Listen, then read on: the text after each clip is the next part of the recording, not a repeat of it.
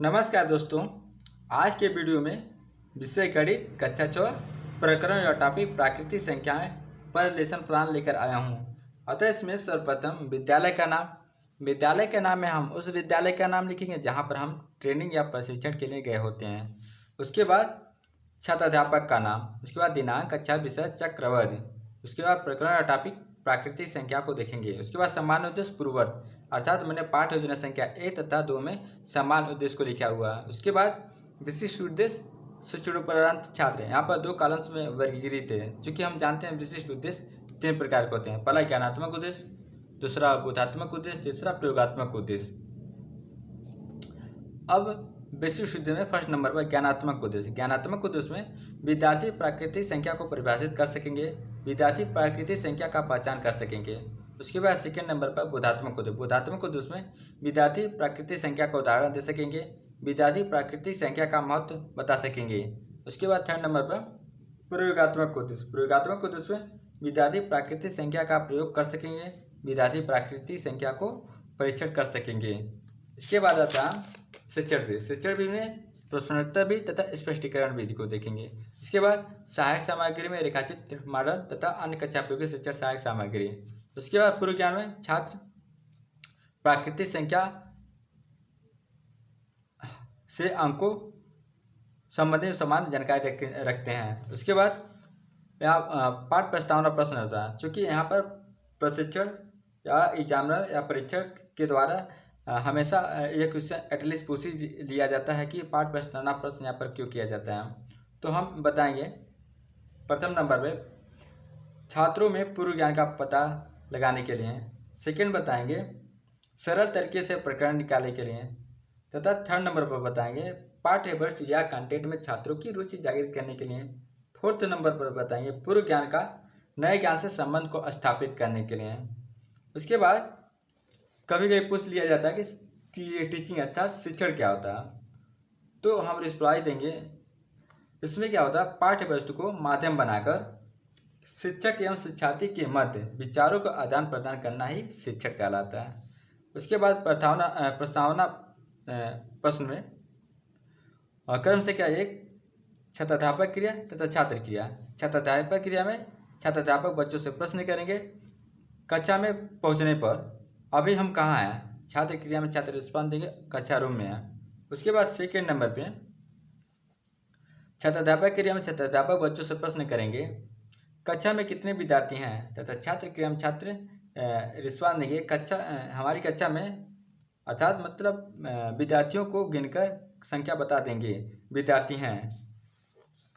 तो उसके बाद थर्ड नंबर पे छात्राध्यापक क्रिया में छात्राध्यापक बच्चों से प्रश्न करेंगे गिनती की संख्याओं को बताओ, तथा छात्र क्रिया में छात्र रिस्पॉन्स देंगे 1 2 3 हैं। उसके बाद फोर्थ नंबर पे छात्राध्यापक क्रिया में छात्राध्यापक बच्चों से प्रश्न करेंगे गिनती की संख्याओं को और किस नाम से जाना जाता है, तथा छात्र क्रिया में छात्र मौन रहते हैं, तथा यहाँ पर हमारा समस्यात्मक प्रश्न निकल आता है।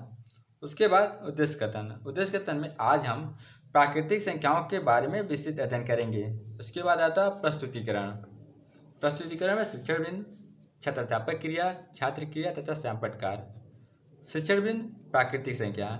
छात्राध्यापक क्रिया में छात्राध्यापक बच्चों से प्रश्न करेंगे प्राकृतिक संख्याएं किसे कहते हैं, तथा छात्र क्रिया में छात्र मौन रहते हैं तथा छात्राध्यापक की बातों, कथनों व शब्दों को ध्यानपूर्वक सुनते हैं। उसके बाद छात्राध्यापक स्पष्टीकरण करेंगे गिनती की संख्याओं 1 2 3 4 को प्राकृतिक संख्याएं कहते हैं। उसके बाद छात्राध्यापक क्रिया में छात्राध्यापक बच्चों से प्रश्न करेंगे संख्या रेखा पर प्रदर्शित संख्याओं के बारे में पूछते हैं।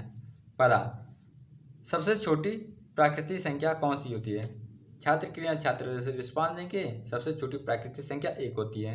उसके बाद पुनः छात्राध्यापक क्रिया में छात्राध्यापक बच्चों से प्रश्न करेंगे प्रत्येक प्राकृतिक संख्या में कितने का अंतर होता है, तथा छात्र क्रिया में छात्र रिस्पॉन्स देंगे प्रत्येक प्राकृतिक संख्या में 1 का अंतर होता है। उसके बाद पुनः छात्राध्यापक क्रिया में छात्राध्यापक बच्चों से प्रश्न करेंगे 4 व 6 से पहली प्राकृतिक संख्याएं कौन सी होती हैं, तो छात्र क्रिया में छात्र रिस्पॉन्स देंगे 4 से ठीक पहले 3 तथा 6 से ठीक पहले 5 होगी। उसके बाद सैंपटकार में प्राकृतिक संख्या रेखा को दर्शाया गया है। इसके बाद शिक्षण बिंदु में पूर्ववर्ती संख्या। छात्राध्यापक क्रिया में छात्राध्यापक बच्चों से प्रश्न करेंगे, किसी प्राकृतिक संख्या से ठीक पहले आने वाली संख्या को क्या कहते हैं।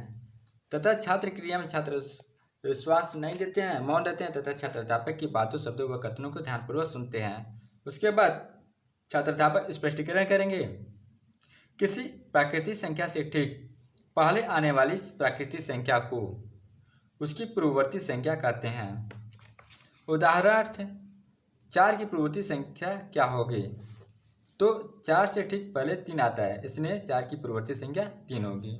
उसके बाद पुनः छात्राध्यापक क्रिया में छात्राध्यापक बच्चों से प्रश्न करिए, एक ही कोई पूर्ववर्ती संख्या बताओ।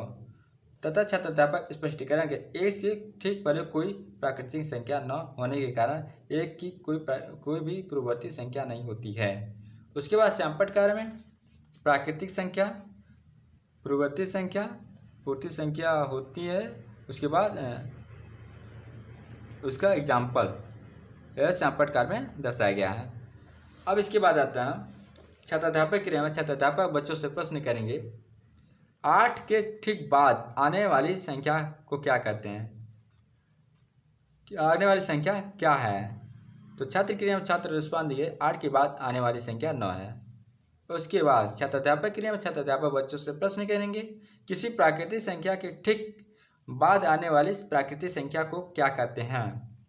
तथा यहाँ पर छात्राध्यापक स्पष्टीकरण करेंगे, किसी प्राकृतिक संख्या के ठीक बाद आने वाली प्राकृतिक संख्या को अनुवर्ती संख्या कहते हैं। उदाहरण के लिए 7 की अनुवर्ती संख्या क्या है, तो 7 के बाद 8 आता है, 7 की अनुवर्ती संख्या 8 हो गए। उसके बाद अनुवर्ती संख्या में 1 जोड़ने पर प्राप्त होती है, यह नोट कर लीजिए, हमेशा अनुवर्ती संख्या में 1 जोड़ने पर प्राप्त होती है। उसके बाद श्यामपट्ट कार्य में प्राकृतिक संख्या, अनुवर्ती संख्या और उसका एग्जाम्पल दर्शाया गया है।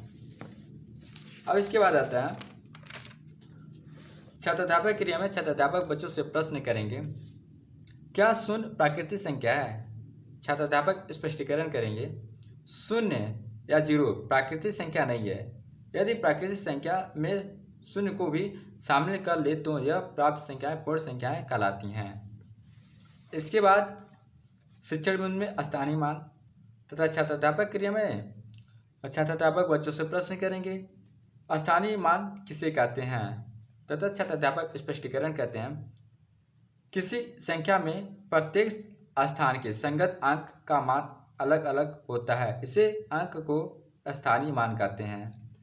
अब इसके बाद श्यामपट्ट कार्य में प्राकृतिक संख्या संख्या रेखा पे तथा शून्य प्राकृतिक संख्या को लिख किया गया। अब इसके बाद आता है मूल्यांकन प्रश्न। मूल्यांकन प्रश्न में प्रथम प्राकृतिक संख्याएं किसे कहते हैं, सेकंड किन्हीं 4 क्रमागत प्राकृतिक संख्याओं को बताओ। उसके बाद आता है श्यामपट्ट सारांश के पर, प्रथम 44 के ठीक बाद में आने वाली प्राकृतिक संख्या को बताओ। सेकेंड 20 के पूर्ववर्ती संख्या बताओ। उसके बाद निरीक्षण कार्य में जब छात्र श्यामपट्ट कार्य कापी में उतार रहे होते हैं तो छात्राध्यापक कक्षा में घूम घूम कर निरीक्षण करेंगे और विद्यार्थी की व्यक्तिगत समस्याओं को दूर करेंगे। इसके बाद आता पुनरावृत्ति के प्रश्न, पहला क्रमागत संख्या किसे कहते हैं, सेकेंड 21 की अनुवर्ती संख्या बताओ। उसके बाद गृह कार्य में प्रथम पूर्ववर्ती और अनुवर्ती संख्या का उदाहरण द्वारा समझाइए। उसके बाद आता है हस्ताक्षर छात्राध्यापक का, हस्ताक्षर पर्यवेक्षक का। प्लीज लाइक एंड शेयर जरूर कीजिएगा। Thank you and take care. जय हिंद, जय भारत, वंदे मातरम।